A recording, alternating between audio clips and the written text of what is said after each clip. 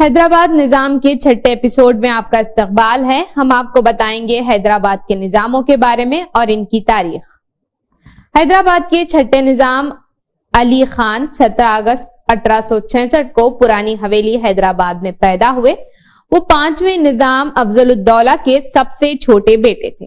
فروری کو محبوب علی خان افضل الدولہ کے انتقال کے بعد دیوان سالار جنگ اول اور شمس الامراء سوم حکومت پر بیٹھے تھے۔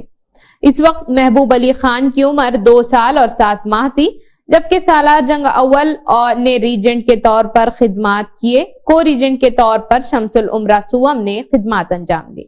محبوب علی خان پہلے نظام تھے جنہوں نے مغربی تعلیم حاصل کی۔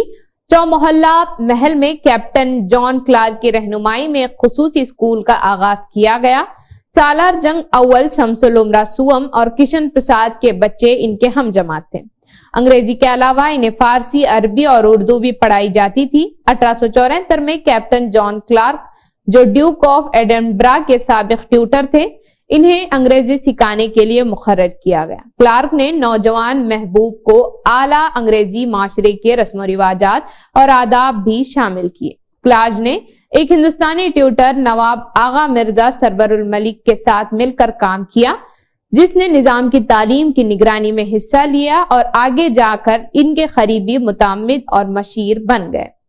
16 سال کی عمر میں سالار جنگ اول نے محبوب علی خان کو ریاست کے انتظامی عمل سے متعارف کرانا شروع کیا۔ مختلف محکموں کے اعلیٰ ترین عہدیداران سے ملاقات کرتے تاکہ یہ سکھائیں کہ ان کے متعلقہ محکمے کیسے کام کرتے ہیں۔ سالار جنگ اول اور شمس الامراء سوم کے حکومت اس وقت ختم ہو گئی جب محبوب علی خان عمر سے باہر ہو گئے۔ ان کی تقرری کی تقریب 5 فروری 1884 کو ہوئی تھی۔ ہندوستان کے گورنر جنرل لارڈ رپن وہاں پر موجود تھے اور انہیں ایک سنہری تلوار دی جس پر ہیرے جڑے ہوئے تھے۔ محبوب علی خان نے عالی شان آصف جاہ، مظفر الملک، نواب محبوب علی خان بہادر فتح جنگ کا خطاب حاصل کیا۔ نظام کی گارنٹی شدہ اسٹیٹ ریلوے، ایک ریلوے کمپنی جو نظام کی مکمل ملکیت میں تھی، 1879 میں قائم کی گئی تھی۔ اس کی تعمیر 1870 میں شروع ہوئی اور 4 سال بعد سکندرآباد واڑی کے لائن مکمل ہوئی۔ 1879 میں محبوب علی خان نے ریلوے لائن پر قبضہ کر لیا، جس کا انتظام نظام کی سرکاری ریلوے نے کیا۔ آزادی کے بعد اسے ہندوستانی ریلوے میں ضم کر دیا گیا۔ ریلوے کے متعارف ہونے سے حیدرآباد میں صنعت کا آغاز بھی ہوا اور حسین ساگر جھیل کے جنوب اور مشرق میں 4 کارخانے بنائے گئے۔ محبوب علی خان نے حیدرآباد میڈیکل کالج قائم کیا جو ہندوستان میں پہلا تھا اور دنیا میں پہلی بار کلوروفارم کے لیے کمیشن بنایا۔ 1873 میں حیدرآباد شہر میں جو 14 اور باقی اضلاع میں 141 اسکول تھے، جو کہ ان کی وفات کے وقت 1000 تک پہنچ گئے۔ ان کے دور حکومت میں 1876 سے 1878 کو عظیم قحط پڑا۔ حیدرآباد دکن سمیت پورا دکن خوراک کی قلت کی وجہ سے تباہ ہو گیا تھا، جسے برطانوی پالیسیوں نے اور زیادہ بڑھا دیا تھا۔ نظام نے قحط کے متاثرین میں امداد تقسیم کی، جس کی وجہ سے 150,000 لوگ شولاپور اور دیگر متاثرہ علاقوں سے حیدرآباد بھاگ کر آ گئے۔ نظام نے 1903 کو دہلی دربار کے تقریبات میں شرکت کی، جس میں ایڈورڈ ہفتم کی جانشینی کو ہندوستان کے شہنشاہ کے طور پر نشانزد کیا گیا تھا، جہاں اس نے موجودہ حکمرانوں میں سے ایک کے طور پر اہم کردار ادا کیا۔ 1908 کا عظیم موسیٰ سیلاب۔ عظیم موسیٰ سیلاب نے حیدرآباد شہر میں 1908 کو تباہ کر دیا تھا۔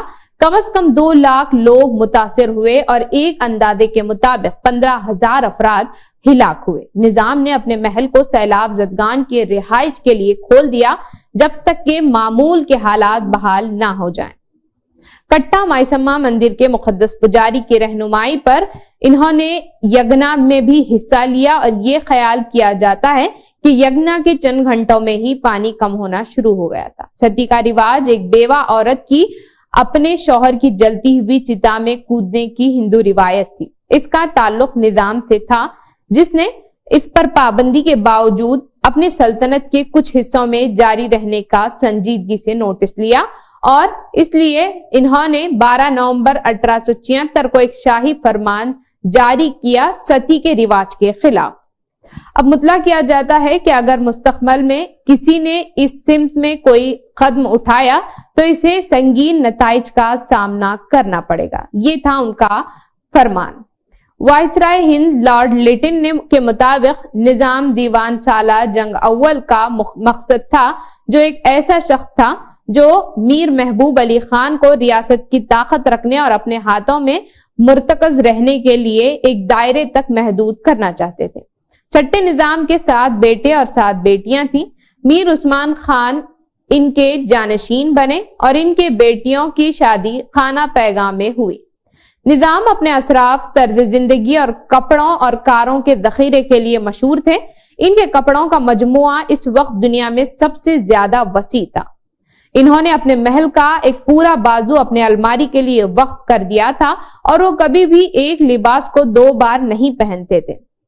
انہوں نے جیکب ڈائمنڈ خریدا جو نظام کے زیورات میں سے الگ ہے، جو اب حکومت ہند کی ملکیت ہے۔ نظام کو اردو، تیلگو اور فارسی پر بھی عبور حاصل تھا۔ انہوں نے تیلگو اردو میں نظمیں بھی لکھی، جن میں سے کچھ ٹانک بند کی دیواروں پر کنندہ ہیں۔ ایک شوقین شکاری بھی تھے۔ انہوں نے کم از کم 30 شیروں کو مار ڈالا۔ نظام کا انتقال 29 اگست 1911 کو 45 سال کی عمر میں ہوا۔ انہیں مکہ مسجد حیدرآباد میں اپنے آبا و اجداد کے ساتھ دفن کیا گیا۔ ان کا دوسرا بیٹا میر عثمان علی خان ان کا جانشین ہوا۔ تو یہ تھے حیدرآباد کے چھٹے نظام۔ ملتے ہیں اگلے ایپیسوڈ میں۔ جڑے رہیے high tech T V news کے ساتھ۔ لائک، شیئر، سبسکرائب کرنا نہ بھولیں۔